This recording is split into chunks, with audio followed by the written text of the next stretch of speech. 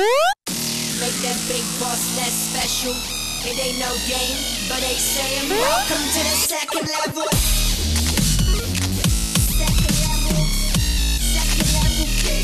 Second level. Hello, Internet, and welcome back, or welcome to Indie. Please add details. Episode 12. That's 1, 2. And if we get 123, you get 1, 2, 3. And we What's get 12? What's 12 in Spanish? Fuck it. Once, dos. Doce? Yeah. That sounds like you made that up. No. I don't believe you. And then in French, it's un, deux, trois, quatre, cinq, six, sept, huit, neuf, dix, onze, douze, treize, quatorze. No, it's quatorze. Quatorze is 14. Fun fact, I took French in Canada when I lived in Canada for 6.5 years. Isn't that like a required subject? No, well, I lived in New Brunswick, which is bilingual, so it is required there. Okay. They actually had French immersion. Do you know what like an immersion class is? Everyone just speaks in French. Everything in that class. Every class is in that language except for an English class. So it's the opposite of what we do here. Interesting. So here we take English, and then you take one like Spanish class or French class. For French immersion, everything's in French, and then you have one English class. Interesting. Yeah, I was not in that. Anyways, this is Indie Please Add Details, our weekly dip into the world of indie games and indie developers, where we discuss the news and our indie excursions throughout the week. Topping it all off with a discussion that you can join. You can listen to us on your favorite podcast services, Google Play, Stitcher. iTunes sucks now since iOS 11 happened, but you can listen to us there. Again, if you guys have a good iOS podcast app, let me know. I'm looking for a new one. You can see our lovely faces on level2.com or level2gamers.com. Not level2.com. I don't know where that goes. Level2gamers.com. We can't guarantee your safety. And you continue the discussion on air or off. So close. Off air or on whatever. I love 2Gamers STL on Twitter or just Discord description and the link down below. Woo. That was. I feel like I'm getting better. You are getting better at it. It's that new twist that I put in there for you. But it sounds better. I also just kind of just fudge it when I go through. I'm like, I'm kind of there. Keep going. I mean, it kind of works. So, big news. Detail number 1. Yes. I'm gonna jump right in because we got a 5 detail type day. Oh, it's a big day. Yeah, big day. Big day for details. Detail number 1. New Cosmo's Quickstop trailer and Kickstarter starting November 8th. So yesterday. It should be live. As of recording, it's technically not live yet. Now, we have a stake in this in a weird way. Not stake. We don't have a stake. Like we don't own it. Yeah, we don't own it. But we actually talked to these developers, Big Sur Games. Do you remember which convention it was? Hang on. Because I do. No. Indie Pop. You sure? Yep. Because they were right across from No Mercy. So so we talked to them at Indie. My memory is really bad. Yeah, it is. And we recorded the interview and everything. So you could see the interview with the developers of Cosmo's Quickstop, and it was, of course, one of your favorite games of the show. Yeah. So when we go to these conventions, a lot of times what we do is we'll walk around, see what there is, and then we'll determine, is that worth our time? It makes it sound big. Is that worth our time? But there's so many things there's so many things we got to do. 8-pixel game. Yeah. There's so many things we got to do, and it's just like, well, some games look better than others, and they immediately draw you in. This was one that drew me in. We recorded, and then we had to go do something else. I think we had an interview right across the hall, or right across literally the carpet. Yeah, we were waiting to do the interview with No Mercy guys. And I hopped over and was like, let me take a look at this. Yeah, and then you just got sidetracked because that's what happens when you're at a con. Yeah. And then next thing I know, you're sat down in some weird cubbyhole somewhere with a bunch of people telling you about Gloop or something, which is like... Glorp. Which was Glorp, they wouldn't tell me what it is. No. They would refuse to tell me what it is. It's some kind of space excretion. Yes. That's all we know. That you got to clean up. Yeah. But no, it was one of those things where, like, I think the sign of a good game when we're going to conventions is wanting to go back. Another one for me is stacks on stacks on stacks. Whenever I see Ian, which ironically this is Ian as well. Lots of Ians in the gaming industry. I want to go back and play. And this one I went through, I played it, and then I think it was like the last day. I was like, I got to come back and just, because I did the tutorial and I did it for recording purposes, but I want to come back and just explore. Yeah. Because when I'm recording, you're trying to go as flawless as you can with the instructions you've got, versus when you're playing for yourself, you kind of push the bounds of like, can I do this? That's something I like that? about you, is that when we're doing this show, like, you know, when you have to record for other people, you're willing to just kind of play by the rules and everything, but you love the games enough that you do go back and play them again, which I rarely do, and it's not because I don't like the games at all. It's just that my mind is always... There's that, but my mind is always more on like, okay, how do I edit this footage? Do we get good stuff? And I'm like thinking about after stuff, whereas you seem to be more in the moment when it comes to that. Yeah, so. I love video games. I mean, I love indie games, and I love talking to these guys because, like we've said many, and the reason the show exists is indie media helping indie devs helping indie media, and we're in the same boat they are, and it's just like, you get a pool of us together, who knows what can happen, type thing. So the Kickstarter should be live. Like I said, when we're recording, it's technically not live yet, but it's supposed to go live today. We asked yesterday if you're watching. We'll have a link. The link will be down in the description. And you can watch the new trailer on our channel, on their YouTube channel, Big Sur Games. But that's $1... BIGSIR, by the way. Yes, as in BIG Sir. Yeah. I'm going to give you guys the levels here of support. So for $1, they will spend 3 seconds actively thinking how cool you are. $10 is where you get the game. So this is where most people are probably going to jump in. Right. $10, save $5 with an early bird version of the trainee tier. Once sold out, there will be a tier available for $15. That includes access to the game at launch, official HD wallpapers, and your name in the credits. I guess what we should do before we go any further is kind of explain what the game is, if anyone's kind of wondering. Because if you haven't watched the trailer, you don't know. The trailer, then you don't know. So the quick rundown, I guess, is that you are some sort of space janitor. Let me read their about section, Tom. Go ahead. Cosmo's Quickstop is a fast-paced management game where you run a gas station in space. You must fulfill customers' needs by completing numerous mini-games found throughout the environment. Individually, each mini-game is quick and simple, but as customers pour in, you'll find yourself frantically juggling these easy tasks. Unlike most games of this variety, interaction with the environment is a central theme. Oh god, I almost burped there. You must swiftly navigate the gas station to complete orders and maintain the establishment. As you earn money each day, you will be able to upgrade your Quickstop from quaint little fueling station to a thriving tourist attraction. Yeah. And one of the things I give them this, it supports both controller and keyboard and mouse, which I loved because, I'm a controller boy. It is the demo that we have is Windows only. There's Controller Boy. Controller Boy. Yeah. They're looking to bring it to Mac. They're looking to hopefully in some of these stretch goals to bring it to console, that kind of thing. PS4. And Switch. They're looking at Switch if they hit a stretch goal, which I think this would be a good. Well, it'd be pretty good. I mean, any indie game's good on Switch. It's relatively simple control-wise. Yes. Switch, can handle that. So you go around. You start off, and you're literally managing. You have different stations. So you have to there's a gas pump and an O2 pump. You got to, like we talked, you got to clean the glorp. You've got to, there's asteroids that come towards your station that you got to deflect and get rid of. It's just a bunch of mini games. Management game. Really. Yeah. It's just like, you're there to try and upgrade your station, and you have to do that by balancing and juggling all these tasks at the same time. And I don't know if the final version is gonna be like this, but in the demo, it was just beat your high score. Mm-hmm. It was like there's no save states. Once your round's over, your round's over. Right. I think they probably have put at least an ending in there, some description at this point. Well, Cosmo now has a backstory. When we played, he's just like, here they told us what it was, but it wasn't in the game. It's just the tutorial. And the art style is very kind of like Futurama sort of. That's what drew me in. Yeah, sort of out there. So, stuff. Getting back to what you can get. So $10 gets you if you're early. There's limited number of these. If you don't get it in $10, it's $15 for the game. They also have for $20 all the previous. So you get the game, you get wallpaper, you get your name and credits, and the digital copy of Uncle Cosmo's tax returns, which I'm sure that has something to do with the game somewhere. I'm assuming it's like a bonus item or something. I don't know for sure, but $30 you get all that plus the digital copy of the concept art. $50 you get access to the beta.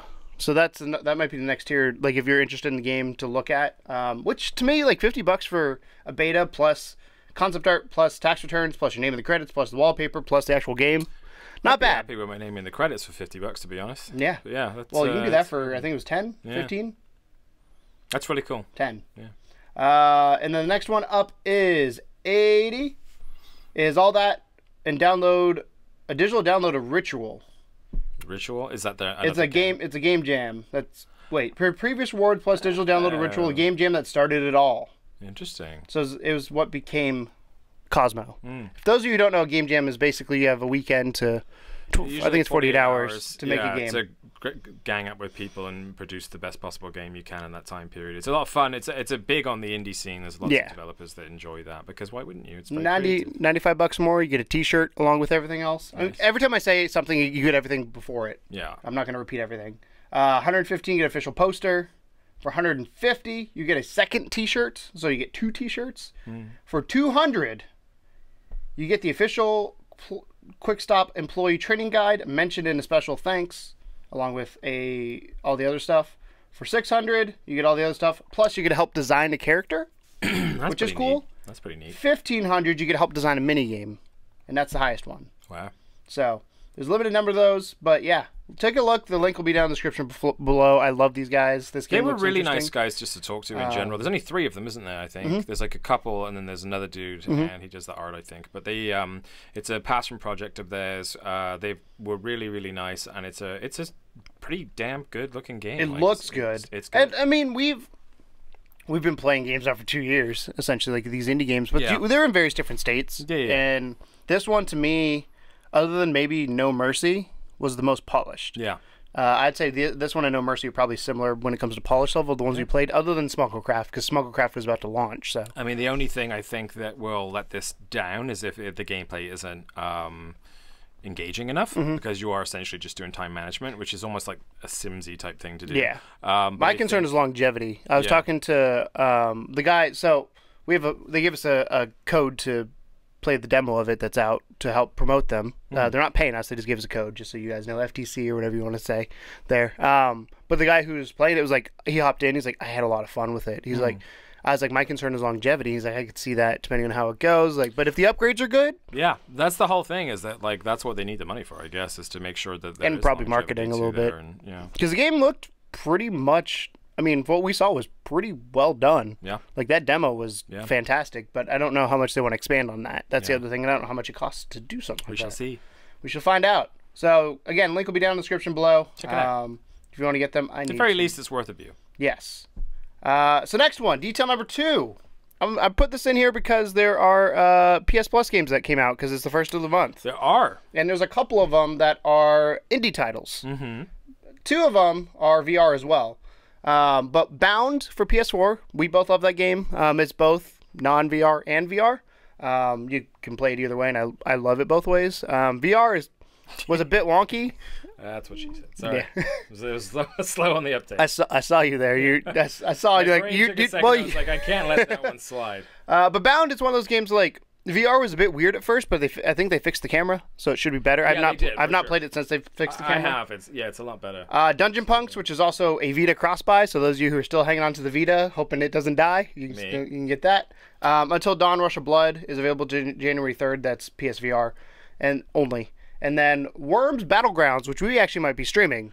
I'm excited for that because Worms, the original Worms, is one of my favorite games of all time, and it was always like a stellar multiplayer game. Now, my worry for Worms is that I haven't played it in a long time, and the last time that I remember, it was very simple. Like, you could generate levels by just typing in a word or whatever, and it would give you a random generated level, but it looks like they've kind of tweaked it and tried to improve it so much that they may have broke the original thing that made it kind of fun. So, but it might be fun in its own right. It might be, and I don't know because I haven't played it yet. Don't prejudge it. I'm not prejudging. I'm just saying I have fond memories, so I hope that they live up to those. Yeah, I hope so too. So those are the free games. I just want to mention those since it is indie games and they are free. So might as well get them. I always get the free games, even why not? Like yeah. I mean, honestly, it's fun. Even if I own them, like on my other account, I get them from the website as opposed to your console because it shows you everything. Only shows you your console games. If I ever get a Vita, I probably have like 45 games waiting for me. You want to buy a Vita? No, I do not want a Vita. I'll buy a Switch before I buy a Vita. I don't know. I wouldn't sell my Vita. I like it. Buy a Vita. I don't play it. Buy a Switch. I like it. I have Persona 3. That's enough. Detail number 3. This one kind of makes me a little sad. No, it's detail number 3. No, I mean Persona 4. Sorry. Oh, I was slow on the draw. Detail number 3. Detail number 3. So there's this game that was supposed to be. It is an Xbox exclusive indie game that I was kind of excited for. It looked a bit bland when they showed the trailer, but I love the original game, Super Lucky's Tale. Verdict is in, and it is not well received. So I'm gonna go through a couple things here. I'm going to read IGN's review, but give you an idea because I wanted to pull from multiple sources. The Metacritic is, I believe, 63% last time I checked. I mean, that's not the devil's stew, though. No, but some of the people that give it high scores are like obscure websites. So that's why I'm like, Gotcha. But give you an idea. So GameSpot gave it a 6. IGN gave it a 5. I'm going to read IGN's because IGN, I think, breaks it down the best in my opinion. If the text will load, I have no text. IGN's website's been janky recently, and I don't know why. But they broke it down beautifully with kind of what's good. Because not a bad game. It's just the same weekend Mario Odyssey comes out. It's going to look real bad. What consoles were this released for again? Xbox. Just the Xbox. Just Xbox. So they were relying on this one then to do well a little bit. Yeah. So Brian McCaffrey, who's the Xbox guy over at IGN, for those of you who do not know or do know, I'm going to read his review here. If there are two things a 3D platformer cannot have, it's crappy camera and sluggish controls. You've been saying that for years. For Lucky's Tale, guess what?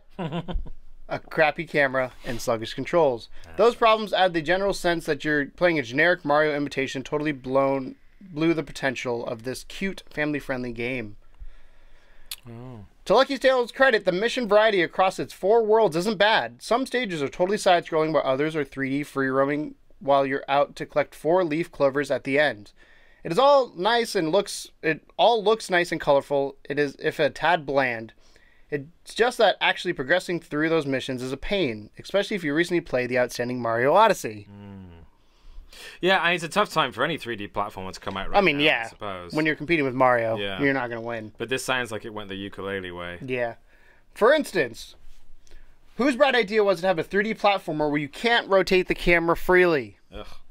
It's absolutely maddening, and not being able to look where I want caused me a whole tums of bottles worth of stress. A whole Tums bottles. A whole Tums bottles worth of stress. Yeah, it's the antacid.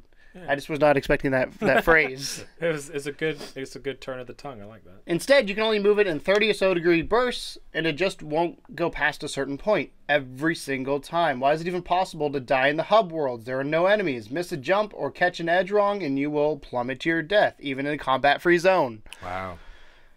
The incremental turning was good on Mario 64. Not good on today because we have 2 sticks. Yeah. The controls are worse. Jumping doesn't feel precise, and floating foes in particular are a pain to deal with. And where Lucky lands often doesn't seem to line up where the camera makes you think he will, resulting in untold numbers of missed jumps and or plunges to my death. The animation and clipping bugs I encountered certainly didn't help either. Ugh. And remember those clovers? They're not so cute when you're forced to go back to old levels to hunt down almost all of them, because the big boss fight at the end of each world is locked behind absurdly high clover requirements. So clovers like stars or moons in Mario Odyssey. Right. You'll need a whopping 80 of Super Lucky Tail's 99 total clovers in order to fight the end boss. This makes Tails guilty of a severe case of artificially padding out the gameplay to get 8 or so hours I spent beating it. Probably should have taken half that, which is fine for a $30 game. Worse, the final foe does little to highlight. Yeah, does little except to highlight the camera and control problems that plague the entire campaign. Considering your reward is quick, motion comic style ending to an unremarkably fairy tale story that feels very much like an afterthought and is not much of a climax. I'm gonna stop there because he keeps going, but that's. I don't think there needs to be anything else said, really, to be honest. The verdict is it's such a disappointment. I wanted much to like Lucky because the Xbox could have a decent entry in Nintendo's 3D platformer genre. Unfortunately, Lucky's Tale is definitely not that. Wow, that's sad. Yeah, so great. One of the things he also mentioned I didn't put in here in his video review, which I'm sure is further down there, on Xbox One S, which is the console most people are going to have, stutters. It's not optimized. Xbox One X doesn't look better, but it performs better. And he's like, that shouldn't be the case. Yeah, that should never be the case. It's a 3D platformer that's not that intense. It's $30. Yeah. So that's a damn shame. Yeah, I wanted this game to be good. It looked good when they announced it. I was like, oh hell yeah! I knew it was a VR game, so I was even more pumped. Once I found out it wasn't VR, I was like, you know what? We'll still give it a shot. It reminded me a little bit like Poi. I mean, you know how much I love my 3D platformers. Mm-hmm. Like that's my genre. I don't know. I think that there's been a lot of people that have tried to do it really well, and there's a couple that have pulled it off, like Yonder Chronicles and stuff. I think do a pretty good job of it. But like this is like controls and camera. That's literally what's going to break a 3D platformer. Yeah. But this is traditional, like, rare style animals, cutesy, like, so I think that's mainly the reason why people were expecting more. One, it's an exclusive. I mean, the last Xbox exclusive was what? Cuphead. Mm-hmm. So, a lot of people were expecting big things from it, so it's a shame. By the way, I saw Forza, side note, whatever one, 7, I think, on an Xbox One X at the Microsoft Store. It is gorgeous. Yeah. That's always their tech demo though. It always looks good. Yeah. But yeah, I don't want one because I got to buy a 4K TV to get one. But man, it looked good. Yeah, if you get a chance, go stop by and see it. I would buy a 4K TV before I would buy that, especially since I have the Pro and I'm not getting the most out of that as it is. So yeah. Yeah. So yeah, Super Lucky's Tale. I was sadly sorely disappointed by this. I'm probably not going to pick it up now. I wanted to, but every review I've read for the most part is it's good. Cameras sucks, and controls are a bit wonky. And the cameras put you off ukulele like nobody's business. Yeah, because that was your main complaint. And then even when they came in and said they patched it after, you still didn't like it. It was better, but it wasn't fixed in my opinion. So yeah, 3D platformer, how to kill it quickly is bad controls, bad camera. There you go. Sorry, guys. Last thing, and this is not necessarily indie-based, but I want you all to know, because I'm super excited about it. I always brought this up. So, you know how I said a couple weeks ago, there's a topic David wanted me to do, but I wasn't going to do, because I had something else. And then last week I did the bipolar one, so I didn't do it again. Yeah. This was going to be that topic, was should you earn something for doing trophies? Whether it's in-game stuff, cosmetic, whatever it may be. Good news for you PlayStation fans, and rumor has it Xbox has something in the works as well that they haven't announced. Your hard-earned PlayStation trophies will earn you PlayStation credit. That's a asterisk in there somewhere. Okay. So, and what is PlayStation credit, Keegan? let me read this here from VG247. If you're a platinum hunter, you might soon find yourself spending a little bit less on your game purchases, in the U.S. at least. U.S. only. The PlayStation Rewards program, which is designed to incentivize earning those trophies, now will let you convert points you earn from unlocking trophies into credit on your PlayStation Store account. The rewards program, which has been around for a while but hasn't really mattered in any tangible way, probably isn't going to reward players with anything too fancy, but if you're really addicted to getting platinum trophies, you might find yourself with a $10 voucher down the line. Silver, gold, and platinum trophies will be rewarded with points that you can redeem. 100 silver trophies can be redeemed for 100 points, 25 gold trophies can be redeemed for 250 points, and 10 platinum trophies redeemed for 1,000 points. For every 1,000 points, you get $10. Gotcha. Sorry, I was thinking you were going downwards, gold, silver, bronze, but you were going upwards. So I was confused why 25 bronze would be better than 10 silver. I was just in another world. Well, bronze isn't it? Yeah, it's silver. 100 silver, 100 it's points. My bad. I was just 25 gold, 250 points, 10 sort of platinum, 1,000 points. Half following, and I lost the track. But either way, are you part of the PlayStation Rewards at all? Yeah, I never know how to do it. So if you buy games, I signed up for it, but so if you buy games that are like this weekend, they have the double discount. A couple weekends ago, they had the 3 times points. If you buy games on that thing, you get 3 times points. So based on how much money you spend. Gotcha. So theoretically, for every $1 you spend, you get a point. If it's 3 times, for every $1 you spend, you get 3 points. Well, I'm a pro elite, Super Ninja GameStop guy, because they've upped their card now. It's not just like the pro member. It's like Elite Pro or something. So I'm one of them. And because you physical, I don't physical. This is my digital version. I don't physical as much as I used to, but I use those points to buy stuff because they just have a catalog of like interesting things that are either physical, digital, or whatever. So I got my Deadpool beanie came from a GameStop. I've got rare comics that I've sold from there. Like it's a good deal. Rare as in hard to find, or rare as because you can only fucking get them from GameStop points. So whichever people wanted to spend their GameStop points on that comic, put it on eBay the next day and made a pretty penny off it. So this is really cool though. So somebody who does a lot of digital, I am part of the rewards program. I've gotten so far 4 games out of it for free, not from this trophies, but just from points I've accumulated over I guess 2.5 years. If you use the Sony PlayStation card, which is what I've got to buy games, I then pay it off to do that because it's like 26% interest. Yes. They give you 10 points per dollar instead of a point per dollar. So I do that. Makes more sense in the long run. It's like when you get a airline rewards miles, like use it, but make sure you pay it off because otherwise it's going to bite you in the butt. APR though. But this is exciting. Like the fact that you get it, and I don't know if it's existing trophies. Like once it goes through, it takes up to 5 days, and I hope it is too, because that means I'm gonna have about 7,000 points waiting for me between my 2 accounts. Yeah. So here's the only thing that bothers me about it is that now I feel like I have to care about trophies, and I don't. And you don't have to. This is all optional, Tom. I feel like I have to now. But maybe that's their point. Well, that's why they're doing it. But I just like, or maybe look at it this way. It's like a reward, right? Yeah, look at it this way. There's people like me who I care about trophies to a certain extent. There's people who care about trophies, like they will platinum every game. I'm in Kind of Funny's Facebook group, and people have like 120 platinums. I'm like, holy shit! Like they platinum a game in like a week. I was like, how the hell did you do that? I can't play a game through enough times to do the trophies because I don't. But the trophies but it's rewarding you for the trophies you get. Yeah. So you might accumulate slower than the people who are hunting them, but you'll still get them over time. So how nice would it be maybe like 3 months from now, because you've played so many games for the channel that you're like, hey, here's $10. Well, I'm not. That's what I'm saying. Like I'm stuff not like that. complaining about it. I just like it. Kind of. I don't know. It's like an inconvenience for me to care about trophies. Does that make sense? It's just like, well, now I might have to play this game twice, and I don't have time to. You play don't this have game to. Twice. I know. But You don't like, have to. That's all on you. Yeah. Well, I'm not Overwatch. Prime example. Overwatch. I'm never going to platinum because I'm not going to play as all the heroes. Did I get the trophies I wanted so far? Yeah. Did I fucking own as Winston? Yeah.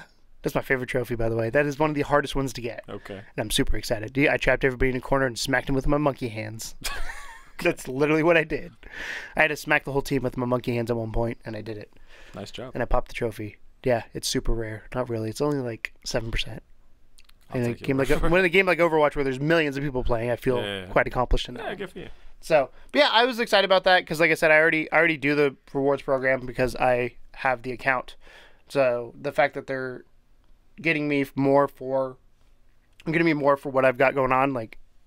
Yeah, I mean, I'm happy for the people that are like, platinum hunters and things like that because they do get something out of it. But I mean, I do question whether they bring it because when could you imagine if they pop with current trophies, that person that has 70 platinums? Yeah. Whew. Well, the thing is, though, like, you could pull your trophies from, I believe, from the PlayStation 3 to the 4, couldn't you? Because I feel like I had a ton more trophies. So, like... Does it count those? Or does you have people, that, like, platinumed every PS3 game and every PS4 game, then they're just, like... Don't have to buy a game ever again. Infinite games forever. So, yeah. I'm sure there's some sort of requirement somewhere. From now. They're not gonna back to it. I didn't see anywhere, though, where it said, like, there wasn't, like, an asterisk of, like, only going forward or only... I feel like it has to be because they just instantly owe everyone money. I don't think PlayStation are that stupid. I mean... I'm going to look it up, see if they have any fine print, but I didn't Go, see any... When I looked on the webpage, I didn't see any... by the way, the link doesn't really work. You have to go to the page and then go in. Yeah, sorry. Because I'm sure the website's probably seen a lot of traffic. Yeah. Because, I mean, this is, for a lot of people, this is a big announcement. Get rewarded, I think? No. Earn now. Yeah. I'm going to see if I can find here. You see if it's going to say anything about, like... Yeah. How far the trophies go back? Yeah. I don't think it will. I don't think it will. I think we just move on. I think... if we find out, then after or something, I'll put some... Here you go. PlayStation Passes. Is that the same thing? Yeah, that's the new thing. That's what they're calling it. Unique, 15% off. Also, they have other things. So sign up for 4 PlayStation Network service trials. Get 15% off a PlayStation Store code. So even if you just try, because they want you to try their services, and then they're going to think you're not going to. It's smart. It's a smart push. Yeah, it really is. Subscribe to 3 PlayStation Network services, earn 500 points. So it's like that. That's talking about like PlayStation View and stuff like that. Rent 3 movies from PlayStation Store, earn 250 points. I might just do this just because why not? Because again, points are points. Yeah. Purchase 3 eligible Sony movies from PlayStation Store and earn 500 points. And register 5 eligible discs, get a free Sony movie code. There's nothing on here with fine print saying only from now on. I guess we shall see. Yeah, there's only one way to find out. It'd be interesting though if that happens. Yeah. It doesn't tell you. Cool. So detail number 5 is going to be kind of a semi spotlight. This is the game we've been trying to record for a while. We've had a few issues on our end with my thing not being able to record. I think I fixed them. I found a way to run Windows inside of a Mac environment, and I think that fixed some of the plugin. So I think that fixed it. But our buddy, good old BlueMoon, one of our mods, we asked if he could record this for us. He's like, yes. And he enjoyed it. It's called Swim Out. Which, do you still have... You probably don't have the description of the game, do you?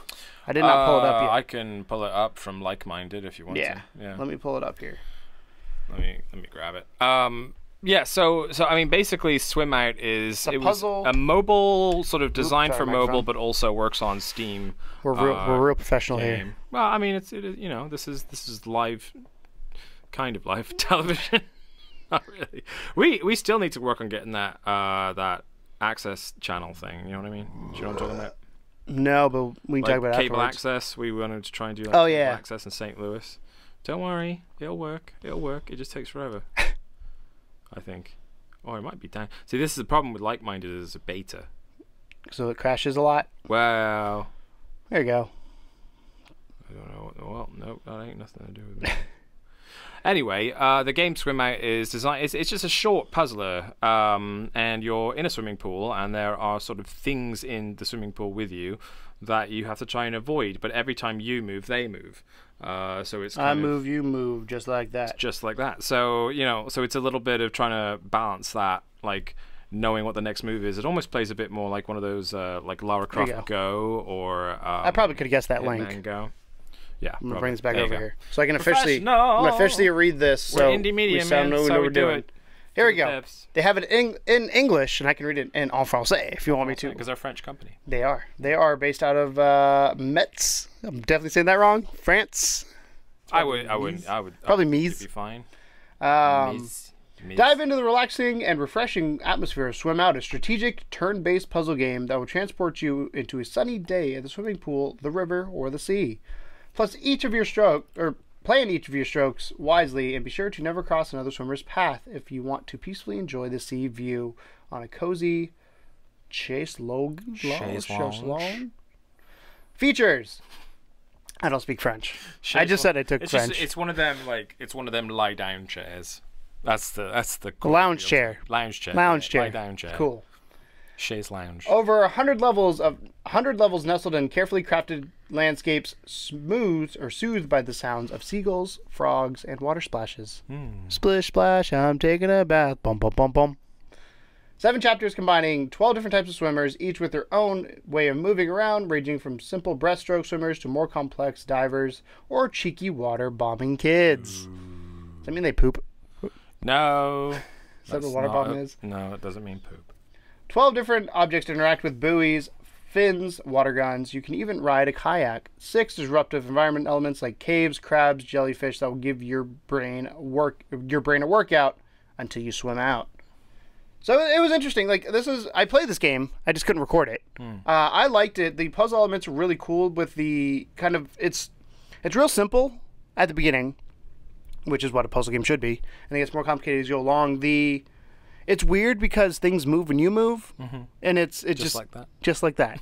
And it was one of those things, like, I knew that going in, but I didn't expect it in my brain, because it's like, you plan something out, and you're like, because the first move is always like, okay, which way is everybody else going to move? It forces you to plan, like, 3 moves ahead. Yes, basically. It's like chess. Yeah. I'm going to read what Blue sent to me, though. Blue said the game was was a nice, relaxing feel with a good mix of difficulty for the first chapter. I think more explanation of what happens would be nice, but it's easy to pick up on how things work after running into them. So tutorial could be more robust, but otherwise pretty good.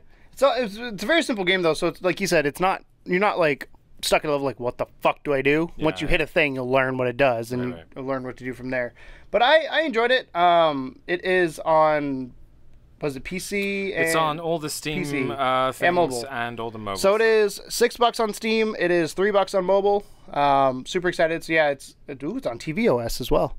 If you have an Apple TV. Yeah, that will work really good with Apple TV. Yeah, actually. It's on Steam, App Store, iOS, and tvOS, and Google Play, and Amazon. Yeah, these guys deserve a bit of props. Matt Loz is the one of the developers that I've been sort of talking to about this and following for a little bit. And like you said, he's been very kind enough to share these codes with us so we could experience it. But we felt bad because we're like, yeah, we wanted to do like a nice review and everything, but then we had a recording problem, so we had to have someone else record the gameplay while Keegan at least got to get some thoughts on the matter. And it's an interesting looking game. I mean, it is simplistic, very simplistic in nature, but the complication does eventually kind of wind its way in over time. But it just looks like a nice relaxing little thing. It's like you don't have to think too hard, but it's still like a quick time killer. It's a pooping game. It's a good puzzle game. I mean, that's what it reminds me of, because that's what it is. That's how it reminds me of it. Yeah. But it's one of those things where you can go in and play 3-4 levels, or you can do 1 and be done. Again, potentially good for Switch as well. Yes. In the future, but yeah, I mean, it gets interesting enough. Is not too difficult to get your head around, and it's a unique concept. I've never thought enjoyable. Like when I looked at it. It looks generic. Let's say that from the top down view, like it looked generic, but that doesn't mean anything. I love Line Light, which is literally a line of light. Yeah, I mean, I don't know. It has a very interesting art style, I think, and it's like And it's interesting because it almost looks like, you know, when you're in like an Italian restaurant or like a French restaurant or something, and then you see those posters, those old school posters on the wall. With the weird... Yeah, with like chefs and whatnot. And I think it almost reminds me of that kind of an art style, like really kind of classical art style. And all the synchronized swimmers have like hats on and everything. They're very called French. swimming caps. Yeah, caps. And you know, and there's like plenty of enemies. Like it's not just other swimmers. You get like there's little kayaks for some reason. You can ride a kayak. There's buoys. There's caves and all this kind of stuff. So yeah, I thought it was cool. Obviously, the levels do get bigger and bashier as they go along. But yeah, it was a lot of fun. I liked it. I don't know how long I've not made it to the end. I don't know how long it'll last. It's quite a few levels, I'm gonna guess. I mean, they say over 100 levels. Right. So I'm gonna guess if you're smart. If you, unlike us, if you're smart, I'm guessing it's probably gonna be maybe a 3 to 5 hour thing. Yeah. If you're dumb, it could last you your whole life. Who knows? There you go. Value for money, isn't it? Yeah. $3 for an everlasting game. The everlasting gobstopper. Yeah. So yeah, we wanted to shout that out. Like I said, that's been out for a little while now, and we felt bad because we couldn't record, and we finally were able to get somebody who could record it for us. Because Blue, on top of everything, had things break. Yeah, so it's just been a nightmare to get that one down. But we just wanted to talk about it and let you guys know about it. It's a very interesting looking game and definitely worth a look. Yep. So did you have a separate... I did. I have a true spotlight. Exciting. So my spotlight this week is a game that when I say what it is, I think you will be like, why did you play that? It's called Slayaway Camp. It is a horror puzzle game. I know. It's like Friday the 13th-esque. When I turned it on, it was like, ooh, ooh, ooh, ah, ah, ah. And I was like, I know what that's from. So this is the second game you've played with a killer in a mask that you get to be. Right? Yes. Interesting. I'm going to pull up, though. I didn't pull up I think maybe you'll be ready for Resident Evil 7 soon. No. Okay. I've actually played the original Slayaway on iOS.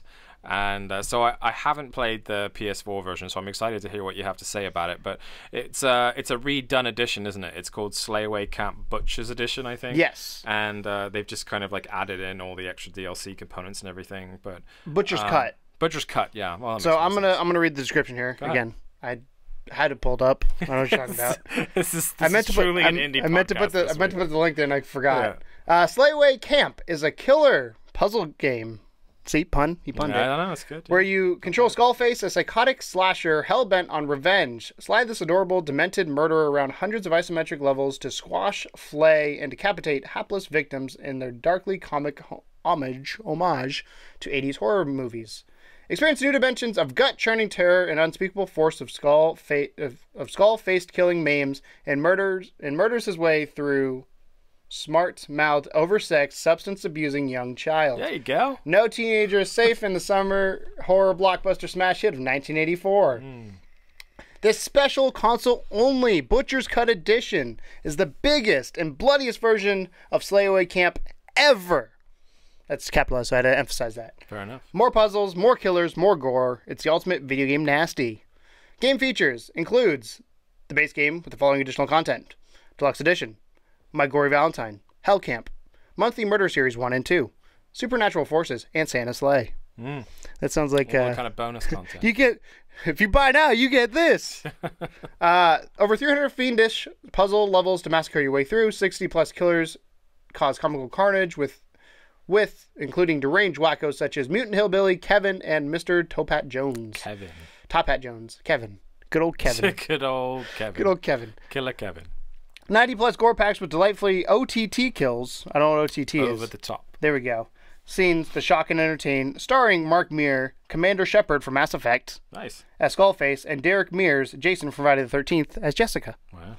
So they went balls in on this. Genuine hair metal soundtrack by the legendary Canadian group. I'm going to have you say that. It's the giant capital one. New Truncheon. Or New Truncheon.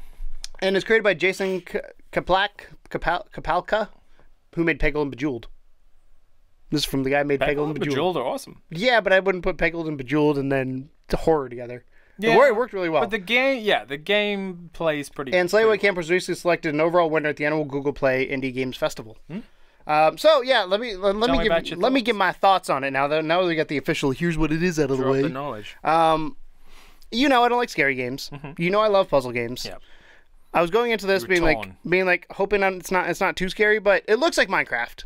let's start there. It's an isometric, Minecraft style. What's really cool that I really, really liked is you can switch between isometric, which is the way I tend to play, so you can see the enemies and their animations because it's quite fun. Or you can push a button and it flips it to top down. So if you're looking more puzzle, like where do I need to go, that's better if you're trying to solve the puzzle. So I'd flip between the cameras actually quite a bit, and it was a lot of fun. But it was really interesting because it plays like a movie. It's here's scene 1, here's chapter 1, it was movie 1, chapter 1, scene 1.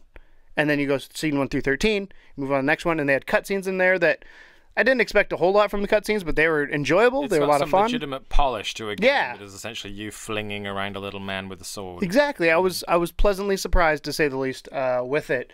And it was there's a whole bookshelf of stuff, all the DLC I'm assuming I haven't unlocked yet. I've unlocked 3 of them so far, because I played this for like 4 hours. Like that's where this got, because normally when I play a game for the Spotlight, it's like maybe an hour and a half, 2 hours. This one I went back to and played again.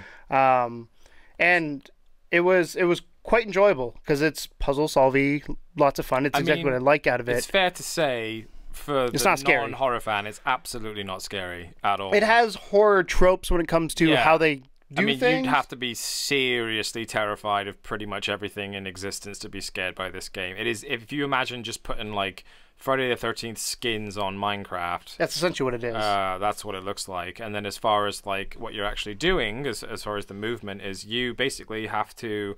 you're on a grid. Yeah, you're on a grid, and you can only go forward and turn. So you have to kill certain people in this grid by only being able to sort of sling yourself forward, and then the only thing that'll stop you is either killing something or hitting like a wall or an object of some description. So then you have to figure out how you can get to the next victim by just purposely using the environment and walls and stop points and things like that.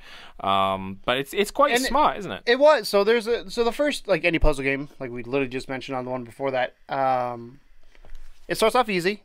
It teaches you the mechanics. So like you said, run into a wall, run into a person, you kill them. The screams are really fun. It's like, ah! Like it's cartoony. It's over the top. It knows what it is. It's campy. It's tongue in cheek. Which I love. They do have like different skins. So I've played a couple different skins now for my killer. One's an old lady, which is a lot of fun. I can't remember what her name was, but it wasn't Kevin. Old Lady Jones. Yeah, it wasn't Kevin. But it was a lot of fun, and as it goes along, like there's a few puzzles, and you can see it in the gameplay I have up. That's me playing it. When I have it up on our channel, I go through puzzles multiple times of like, what do I do here? Like, so it starts off, you just have to get to the pentagram. So you have to kill the enemies and get to the pentagram. Simple enough. Well, then they throw other things in there. Your exit. Yeah, that's the door out. And then they bring in things like bookshelves that can fall, and you have to squish people with them, so you have to time that out. They then bring out to where people run away from you when they see you, so you have to put them in different ways. You have to knock them into holes. Like then they bring environmental skill. Then they bring holes, and then they bring the one that got me the most was the cops. So the cops, if you stop in front of them, they will kill you or arrest you. It looks like they're killing you, but they arrest you, I think. I don't know. Maybe they kill you. Who knows? I mean, I would kill me if I was, if you were a psycho killer. If I was a psycho killer. In front of a cop. But they do that, and then it just slowly builds on itself. Where like, okay, now you have that. Now you have to do it in X number of moves. So you can't just like boop boop boop boop boop. You've got to then go through. And I love, again, I'm a fan of games that build on themselves. That give you a mechanic. I wish though I feel like some of these mechanics weren't used enough before they went to the next one. They threw too much at me, specifically in the second movie that I was playing. It felt like the first act was fine. It's tutorial. It's what I expected. The second one though, it's like, here's a new thing, go play it maybe once or twice. Here's another thing, go. And I was like, I'm not ready for this big of a change when I haven't finished and necessarily got this one down. Yeah, because you can't really experiment with things unless you go back and replay the level even when you win it. It is pretty easy to do like an instant replay as well, isn't it? Like, if you get annoyed, if you fucked it up, then you can just replay it like right away, which is handy. I absolutely loved that. Like, this is again not a fan of horror games, but like I understand the tropiness of horror movies, and This is like horror movies done funny, essentially, is the best way I can describe it. And I thoroughly enjoyed it. It's got kind of similar humor to like a Lego game or something, I was thinking. It does. Yeah. Well, like I said, it's essentially Minecraft with horror going on. And horror skins. It is so well done. I don't know. I'm interested to see how long I'm going to play it. Well, like I said, right now I'm 4 hours in, and I've not gotten bored yet. Well, my major concern with it was that you were playing it on a console, and I originally played it on an iOS platform, and I think that game lends itself really well to the iOS platform, but I know that the console one is like a more complete version. It's probably been up-resed as far as the resolution and everything, and so I don't know how... So is it touch control? I assume it's touch controls then, because I loved it with the controller. Yeah. So it was beautiful. I would have told you, I could see it with looks being a port, but I didn't know it was a port, and it just felt like a puzzle game. Right. It's $17 on PS4 and Xbox. Worth it? Oh yeah. Think so? Oh yeah. I thoroughly enjoyed my time. Like I said, normally when I go to record these things, I play for maybe an hour and a half, 2 hours to just get a feel for the game. This one I'm 4 hours in and plan on keep going. And the collectathon that is in there just gets me from the 3D platformer days of like, you see what you can get, and you don't have it yet, and you're like, fuck. And now that it has all the DLC included that was in the other stuff, like, it is so worth it. Cool. It's gotten really good reviews everywhere I've seen so far. So, yeah, pick it up, $17 on PlayStation or Xbox. I highly recommend it. It's a wonderful, wonderful experience. Nice. Cool. Alrighty. Well, my spotlight for this week was a game called Echo. The Dolphin? Not quite. No, no, it's ECHO, Yeah. not ECCO, although Echo the Dolphin is also good. So Debatable. this was a game that is hard. Yes. This is a game that I was not intending on playing. I had originally saw the trailer for it and kind of watched it and thought, it looks alright, but I don't know if it's worth putting any money into. And then I was struggling to find an indie game this week, as I have been recently, because I honestly don't feel like there's been like anything that's really sort of Nothing's really caught my attention. me lately. Yeah. A lot of the stuff, I think it's funny because a lot of the new. ones I'm looking forward to are the ones we've talked to that are coming out next year or the year after. I'm like, ugh. Yeah, so there was nothing this week in the store that made me just kind of go, oh yeah, that's the one I'm doing this week. Do you go to the drop on the blog to see what's coming out? So, yeah. Because I do that, and I'm like, Yeah, not always, nothing. but most of the time. So I was talking to ex host of the show, Mr. Jordan Boland, about what I should do, because he's obviously always on every indie game ever, and he said you should look at Echo, and then it broke it down for me a little bit, and I was like, yes, please, that sounds great, let's get into that.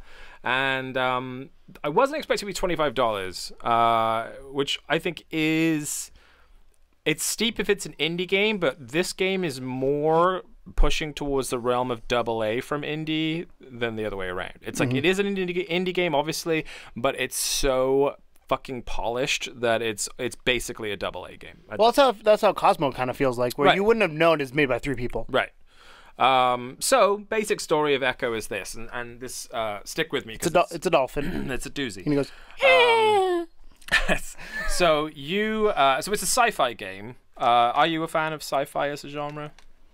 generally not. I mean, Like Star Wars, I like it to a certain extent, but I'm not like.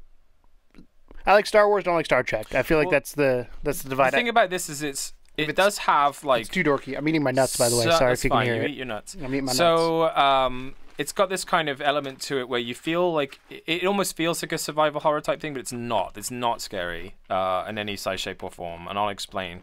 So basically, the basic story is that you are this human called N. That's E-N, not just a letter, and you awake from 100-year stasis on a spaceship. 100-year stasis being like frozen, right, for 100 years. Sleeping. Yeah, and Thanks, Tom. there's like It's Avatar. I'm just here to. It's Avatar. I'm here to help so out. far. No, We got it's more like aliens, but I'll keep going.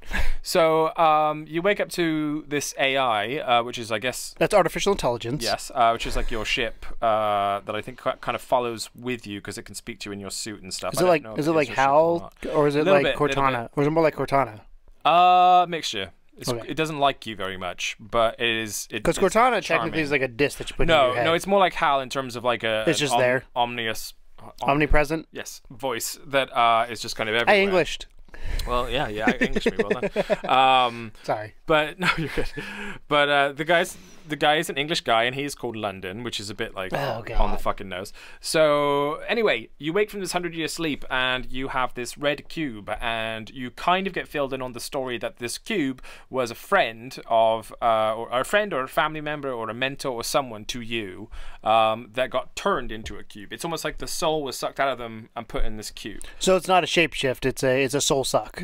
Well, you basically it's like a ritual. So you lie down on this table, and then this big crusher thing comes down, and then you turn into a cube. Like the only thing that's left on the table is a cube, and that's which is your life source. It's your life source. Yeah, it's your life source. Right. So she stole this mentor friend family guy. His name is Foster. Is he Australian? Because Foster's Australian for beer. I haven't gotten that far yet. He might well be. But the AI London used to work for Foster, so he also wants Foster to come back to life. So the only thing you know is this: you are this female space lady that is going to a very distant planet, coordinates that were left to you by this person that is now a cube, to go to a hidden palace and make him come back to life. Are you sure this is not called Persona? It's not, I promise. It sounds... I know the story is far-fetched. It is really... Like, the way they tell it... Is it a Japanese game? No. Or is it a Western game? No, it's Western. Yeah. It looks like Mass Effect as far as, like, the artistic style and everything. But it is... Yeah, but it's really kind of smartly done. The story is deep. The story is like, okay, you have to be a fucking sci-fi fan if you want to play this, because it's just going to bore the shit out of you if you're not. It's only single player, I'm guessing. Yeah. At this point. Yeah.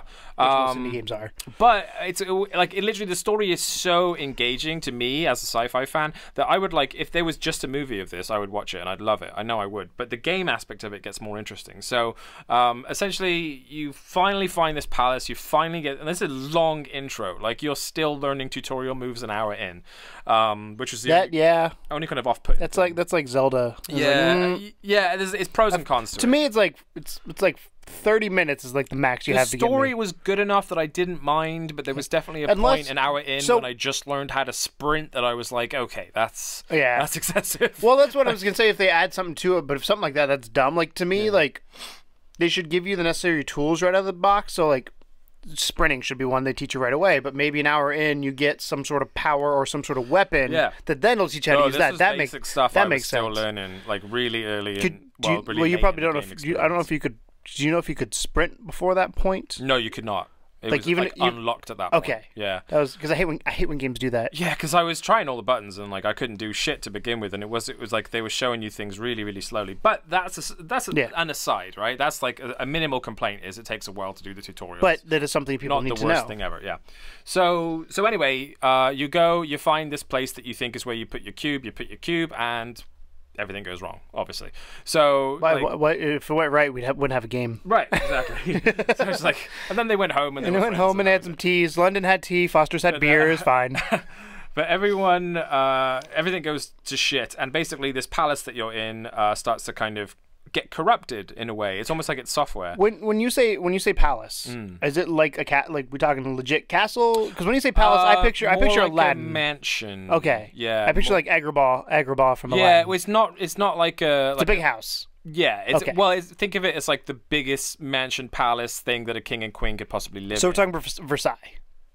Kind of. Cool. Versailles. We're talking Versailles, but not really. Gold stuff everywhere. Yeah, Versailles. Chandeliers. Yeah. You get the idea. I'm trying to picture what the art style is that. Yeah. Well, when you watch this back, you'll see it behind me. I can't. I can stare, and it's not there. It'll go into your brain later. So eventually, everything goes wrong, and you kind of awaken something in the palace that you're in, and the palace almost becomes a character in the game. So what'll happen is every once in a while, all the lights will go kind of out on you, and you won't be able to move. Like literally, the screen just goes black for like 5 seconds, and you can't do anything. And then when it comes back up, everything has changed. Like something specifically will be very different. Like you could be walking like you along notice a it right hallway. away. Oh yeah. Okay. So you're walking along a hallway, everything goes dark, the light comes on, and then suddenly there's flowers in the hallway. That kind of a thing. That's not weird. Well, it's not weird. Well, it is a little weird, but it's like That was me trying to throw you off by saying that's not weird. Something you would notice, right? Like, oh, why are there flowers here now? That type of thing. And then suddenly these kind of little, I want to say they look like corruptions, like little just black bits of dirt are on the floor. That's the palace. Okay. Right there. I'm watching the trailer, by the way, so I can see what the palace looks like. There's little bits of kind of dirt that show up, like right there. Look at that. Good timing. And they eventually get more and This game looks good. Right. More and more clone-like as it moves on. They turn into these little black people. To like begin with, they're just like blobs, like amorphous blobs. But then, like sooner or later, power goes out, comes back on again, and you get to one that is you. It's a clone of you. And then you now discover that you're running through a palace full of clones of you, right? And then you got to figure out why. That's creepy. Well, no, not just why, but here's the hard part. So you have certain ways to deal with said clones. So you can push them over, you can shoot them. You can choke them out from behind. There's lots of things you can do. But as the game progresses, who the hell made this game? Palace, I know, right? It's impressive. Dude, I've not played this, and this is impressive. As the game progresses, the palace starts to teach your clones how to beat you by learning from what you do. So, get this. As you get further in the game and start using your arsenal against the clones begin to learn how to use your arsenal against you. So if you choke one out, they might be able to block a choke or choke you out. Mm-hmm. If you push one over, they might learn how to push you over. If you shoot one, they'll have a gun and they can shoot you back. And so as you're progressing through the game, you have to basically try and use as much of a variety of things as possible while this kind of, these random groups of clones of you are learning from everything that you do to kill them and using it against you. And they keep getting faster and bigger groups. And that's kind of it, is that you're just kind of following the cube's path through this palace whilst avoiding these clones and stuff. And every now and again, they'll get kind of reset when the power goes like, But this is like, for real though, this is real cool looking. Yeah. Like I'm glad you think so. Because 9 times out of 10, I don't know what you're doing, and I don't get to see it until later on. I was like, oh, that's actually pretty cool. But this is like... Caught your attention. It is really cool. I don't think I would like it just because it's got some spookies to it. But even then, it doesn't look that spooky. It's not. It's more like Metal Gear or something. Because you see them coming. It's not like they're jumping at you. Yeah, I mean they jump at you. And they're just clones of you. Yeah. They're not really like zombies or anything. They're just clones of you. But I mean, it's when there's like 5 of them shuffling at you, and you have 1 bullet, and you have to line up a shot of all 5 of them to take them out at the same time. That's a nerve-wracking moment. Yeah. But it's not scary. It's just like it's part of the game. So that's Echo. Basically, you have a really sort of tight-knit sci-fi story, which is honestly really interesting, especially if you're a sci-fi fan. Fans of Alien, things like that. The polish on it is unbelievable. Amazing. It looks almost like Hellblade polished, right? When you said it looked like Mass Effect? Mass Effect, I was like, yeah, whatever. But man, it looks like Mass Effect. And even the cutscenes are like. The cutscenes are beautiful, yeah. The only thing that I didn't like was I thought the facial animation was a bit dodgy for the lead, for End. Like, sometimes when they go close up on her, it's not... But then again, I mean, Mass Effect has shit facial animations as well. But no, but it's kind of like Mass Effect style art with Hellblade style polish and just this wonderful sci-fi adventure where you're just trying to figure out how to like take over these clones of yourself, which is why I said, like, if you imagine that as a movie, that sounds like a good plot for a movie, doesn't it? Like, I would watch that. So fantastic little game. It is $25 as stated previously, but think it's worth it based on what I've seen. Not bad. It looks like a $50 game at least. Props to Jordan for that recommendation. It was really Have good. you put the trailer up yet on our channel? If not, I just downloaded it for you. You're good. I have. I think I may have done. If not, then I at least have an hour of gameplay and a review that will be up on Saturday. Cool. So we have the trailer that we can put up too. Yeah, I'll have it behind. I'll have some footage behind, obviously. Yeah. But yeah. I'm talking about like for them to watch because You're into it now. Yeah. You hop on my account, play it if you want.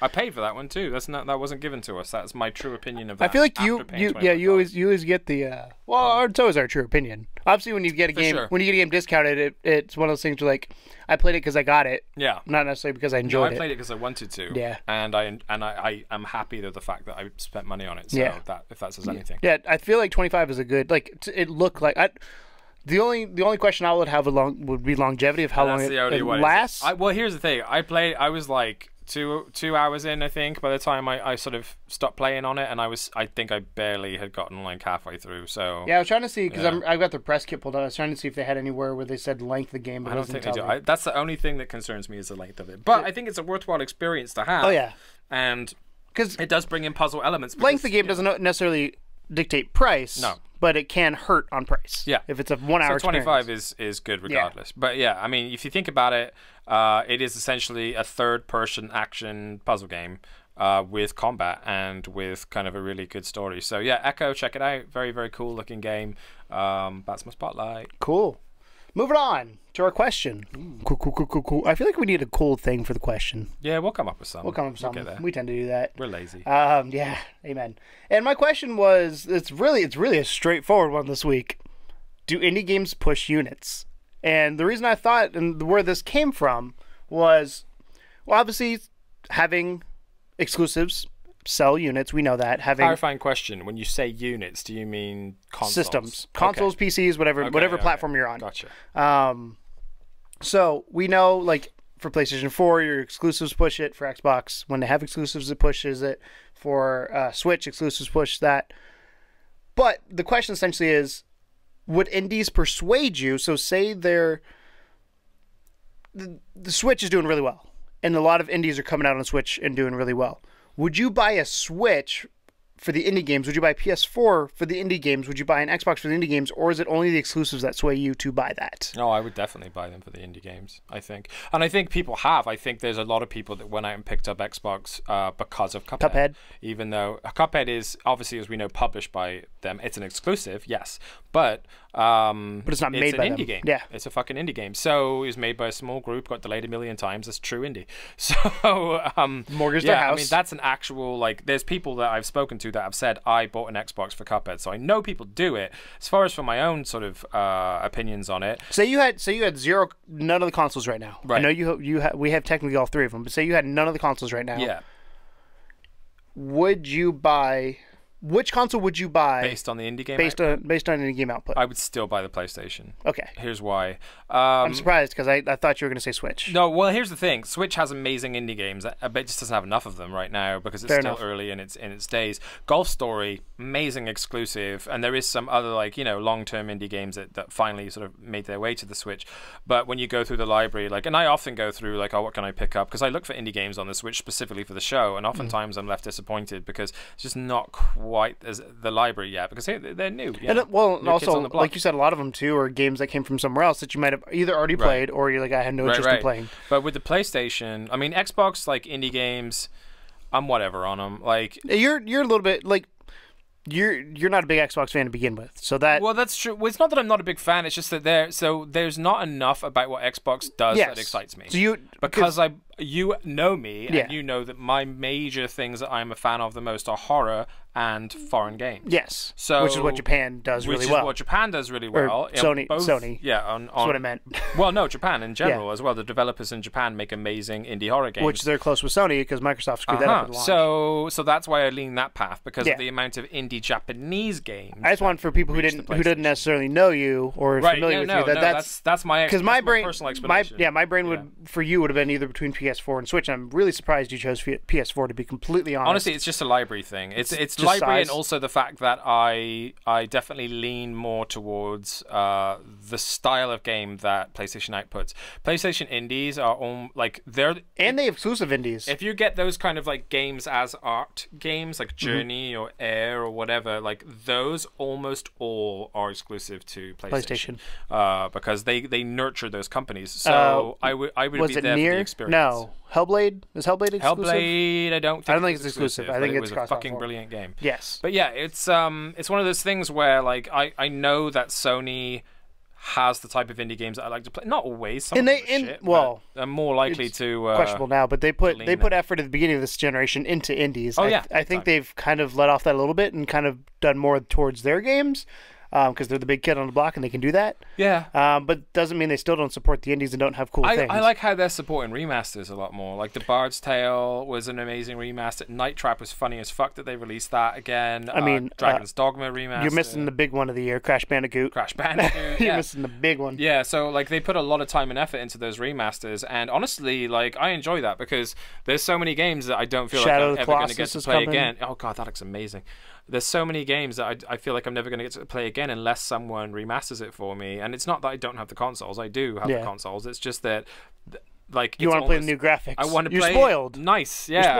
I want to. Yeah, I'm spoiled. Yeah. Let's say that. Yeah. But yeah, so I mean, for me, it's definitely PlayStation would be the one that I would choose based off of the style of indie game that they promote the most, the fact they have so many Japanese connections, and also that they're mature games, they're horror games. And a lot of them. But so you think that indie games do push PlayStation units for people? I think so. I think if that was the only choice I had to select between, it would definitely do it for me. The question really then becomes like, what platform, what hardware do you want? No, not so much that, but like imagine, like we're saying, if you could only do it from choosing indie games, which obviously is not usually the case. No. So when you already have the qualities of each individual console, so you have like, for example, PlayStation renowned for exclusives, renowned for Japanese titles, Xbox renowned for big bashy games, shooter, very Americanized. Yeah, super style. American console, Forza, Halo, etc. And then you have the Switch, which is, you have your quirky the Nintendo franchise, in general, all the Mario games, all the Zeldas and everything. But then also this kind of like quirky amount of indies. I think indies help the Switch more than any other console, for sure. At least right now. But when you have that as your starting point and you have to choose, like the secondary thing you're choosing is based on indies, then I think I'd maybe lean more towards Switch then. Yeah, if I was choosing only indies, if exclusive first parties didn't exist, when this vacuum of a concept we're thinking of, I would do Switch, because going on the go would be wonderful. Even with like my Wii U back in the day, I laid in bed and played on the tablet. I didn't play on my TV, or I'm a sports fan. I'd have sports up on TV, playing my game down here. I'm not a mobile gamer, but I'd love mobile gaming, like portable gaming. I loved my Game Boy back in the day, that kind of stuff, but I hate phone games because there's no buttons. Right. That's where I stick up on mobile gaming. Right with you. So that's why I'm super excited, hopefully getting a Switch for Christmas. But a lot like you, like the problem I think I have right now with Xbox is I can't find indie games on Xbox that aren't promoted. And that's my biggest issue. So I go in the Xbox store every so often, and they have the Xbox Game Preview, which I think helps them a little bit more than Sony to because PC is, let's be honest, PC is king when it comes to indie games. Absolutely. Always will be. That's just the way it is. But if we're talking just consoles, Xbox has the Xbox Game Preview, which is cool, but it's only like 20 games, it feels like, and it's harder to find. Versus on Sony, like Sony doesn't have an indie section, but I feel like it's not hard to find the indie games in their store. No. And I think it's just I think it's a UI thing. Well, they do have some some sections that are based out as like blockbusters, yeah, and things like that. There is filters, but I think it's just interesting. I don't know, like indies help define, because most of the big games, like your Assassin's Creed, your Call of Duties, your Wolfensteins, they're all multi-platform. Yeah. So, like you said, if you're pushing a secondary title as your divider, then Sony does that better than Xbox right now. And I mean, apart from Cuphead, but then they push that like Sony pushed No Man's Sky. And think about like the Xbox 360 era. Like I think the Xbox 360 did as well as it did because of indies. Like Xbox Live Arcade. That's why we have what we have today with the indie store. It was the genesis of that. It made it easier for those PC guys to convert their games to console. And the no overhead of trying to get on console. And like it made it was way easier to do. And it just the one of the reasons I like the show exists is because I feel like indie guys get kind of over, especially this time of year. And when you have, I don't know, Call of Duty, Assassin's Creed, South Park, like Mario Odyssey, Shadows of War. I mean, that's just this month or last month. Like, think about that. If you're an indie game coming out now, tough time of year. It's hard to indie games be thrive seen. a lot more throughout the spring and summer. But even that's changing. Yeah. Like that's the sad part is like I kind of am concerned that I don't want to say indie games are going to go away, but finding indie games is going to be harder and harder if they keep bringing out the like in I think spring next year. It's a little bit of Darwinism, though, isn't it? It's a little bit of like that. Just because it's an indie game doesn't make it a good game. No. Right? So I agree. mean, the reason why we have this show is largely show to you point good out the games, good ones and be like, or tell you the ones to absolutely avoid. Yeah, either like this is horrible, stay away from it, or you should really like Echo. Like you didn't know about that, and now you know about it, and now you're interested in it. So like that's the plan. I seriously might go home and buy that. You're totally fine. Like no joke. But you know, it's one of those things where like we like to shine a light on people that put the work in and that we think are truly doing something interesting, and it's our decision as to who we highlight on the show. So there's not a lot of other outlets out there that can do that except for the primary publisher. So they're relying on people like us to do the kind of the difference makers between like, oh, don't get Super Lucky's Tail because you know. And the other thing too that we're running into with indie games, and this is completely off the question topic, but I feel like games are getting longer. Yeah. For the most part, at least there's more games as services, and I use air quotes for that for those of you listening. Like Destiny has a long tail to it. Elder Scrolls has a long tail to it. Fallout, long tail to it. Like these big giant open world games, Metal Gear Solid 5. What's the one Rockstar is doing? Red Dead. Like Red Dead's coming out in the spring. Normally indie games, like you said, come out spring, summer. The original Red Dead, well, not the original, but the Redemption one came out in summer as well. But picture, so Red Dead Redemption 2 comes out, and you're playing that basically into summer. Like the indie games on Windows kind of small. Granted, people don't only play one game. Right. But that's going to dominate the talk that you might miss something. I love those, and I've thought about doing this now because I get a little bit of time to do it, but what are 5 games you missed this month? And just going back and say, hey, here's some cool games. On like each console. Yeah, like here's some games you missed. Let's just run down and go through them. And but yeah, I'm concerned because indies, unless they're talked about on stage, people don't really know about them. It's that quality control issue though as well, though, isn't it? That we talked about for ages. Like Sony does let a lot of stuff into the store. And fun fact, Sony took off Inner Kung Fu game. And took off the Black Tiger game. So I looked for it the other day because I was trying to show Bertrand. I was like, "There's this game, Inner Kung Fu game." So you're saying that I have a super rare copy of a deleted? I think so. That you paid what, $3 for? $3. Yeah, fucking Inner Kung Fu. What a joke of a game. Yep. Yeah, but it's but like because you do get trash like that in the store, and especially with the PS Plus membership, I think people got burnt out on indies and on the PlayStation side of things from the PS Plus membership because for the end of at least a long time really towards the end of the PS3's life cycle, the PS Plus members were getting AAA games or AA games. They were getting big games, and then when the PS4 came out, there wasn't enough games right? to do it. So everything was indie, and then they now they're getting to a point where you're starting to see those like AA's and AAA older games come out and be a part of it, but they still like there's so many people every single week that the drop comes out or they talk about the free games that go, oh, another fucking that's indie game? That's how it feels like this month, because this month there's Bound is probably the biggest one, indies, except for Until Dawn if you have VR. Yeah, and that's limiting. That's niche. Yeah, so I don't know. I think indies do push units. I think indies do help sales. Obviously, exclusives will be the defining factor for a lot of people. For me, it's where my friends are. I'm not bought into one. I like Xbox. I will always be an Xbox fan. Current generation, I love my PS4 to death because that's where everybody is. But if everybody tomorrow jump ship to Xbox, I probably would jump ship to Xbox. I don't have brand loyalty when it comes to that because I play so many third-party games. Right. Unlike you, like every Sony exclusive to me is the exact same thing, and I don't really care about them. There's some that I absolutely love. Don't get me wrong. Like I love Last of Us 2 or Last of Us. When I played that was a really cool experience to have, but those aren't my type of games. So I like the open world, play with friends, and that's 99% of those are that's how you get your best experiences by playing with your friends. So that makes sense that should be where you are. But I do agree Good that luck ever doing that on Switch though with stupid friend codes. But I do agree that that I think this generation, I think last generation Microsoft did it better. This generation, I think Sony's doing it better when it comes to handling of indies, and not only just sheer number, because as you know, I quality control guy. I say it with VR. I say it with Sony in general. They need to fix some shit, but it's easy to find them if I'm looking for them. I shouldn't have to. I expect when I'm looking for indies to have to hunt a little bit, but it shouldn't become a chore to find indie games to check out. They tend to find their way on a lot of sales too, Yes.